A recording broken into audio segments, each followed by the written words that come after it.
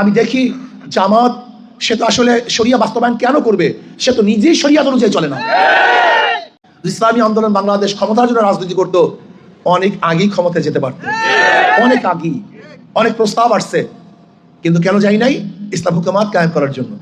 এর জন্য আমি বিশ্বাস করি যারা ইসলাম হুকুমাত কায়েম করতে চায় না, শরিয়া আইন বাস্তবায়ন করতে চায় না, নাম দেয় ইসলাম, এর চেয়ে বড় মুনাফিক এবং ধোঁকাবাজ গোটা দুনিয়াতে থাকতে পারে। আসুন, মুখে যা বলি কাজেও তা করি।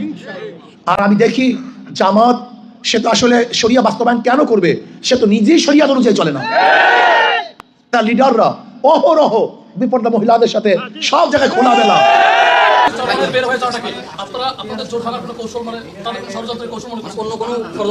না, আমরা কারো ষড়যন্ত্রের এটাকে কৌশল মনে করছি না। আমরা মনে করছি যে এটা আমাদের ব্যর্থতা, যে আমরা সকলে মিলিত হয়ে থাকতে পারলাম না, এবং আমরা জনগণের যে জনপ্রত্যাশা আমরা তৈরি করেছি সেই প্রত্যাশার জায়গাটাকে আমরা পরিপূর্ণভাবে রক্ষা করতে পারি নাই। আমাদের কোনো ভুল ত্রুটির কারণে এটা হয়েছে।